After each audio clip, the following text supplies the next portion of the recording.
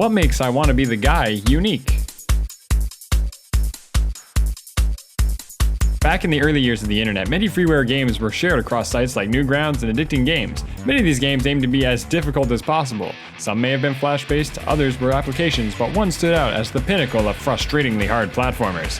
I Wanna Be the Guy was released on October 5th, 2007 and grew to such internet fame and holds its own as a meme for many lovers of video games. Designed by Michael K. and O'Reilly for PC, I Wanna Be the Guy was so well loved and respected that it spawned many knockoffs, a sequel, and even had an unlockable skin for another difficult game, Super Meat Boy.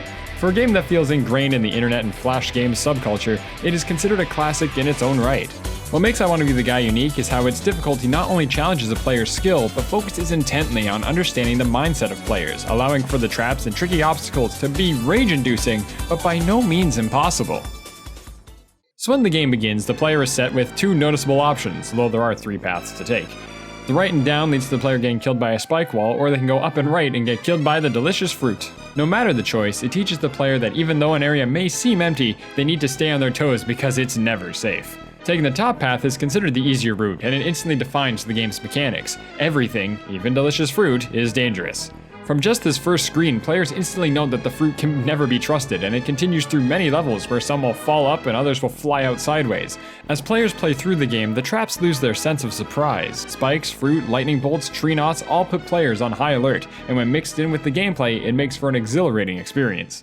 The controls themselves are simplistic. The kid, as he's affectionately known, only has 2 jumps and a small pistol in his arsenal. No power-ups, no skills, nothing.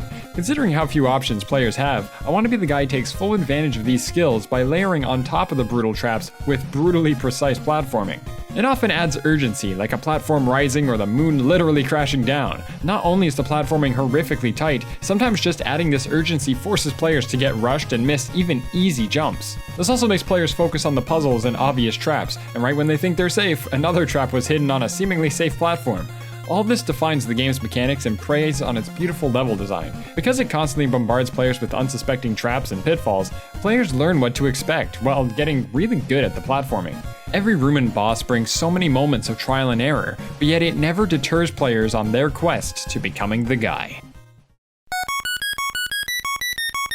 The difficult platforming is still very doable for gamers.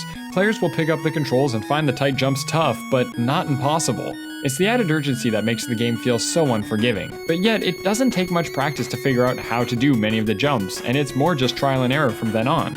The traps and pitfalls themselves, which are commonly a hilarious mix of old school SNES sprites, gives the game its charm. Even though it causes players to swear like a sailor, they do it with a smile on their face because the challenge and hilarity makes for a rage-inducing but yet fun platformer.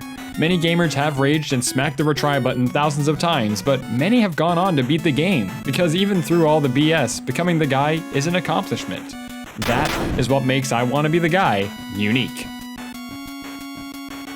If you enjoyed this video, click that like button, and if you'd like to see more videos that discuss what makes any video game stand out, be sure to subscribe. Thanks for watching.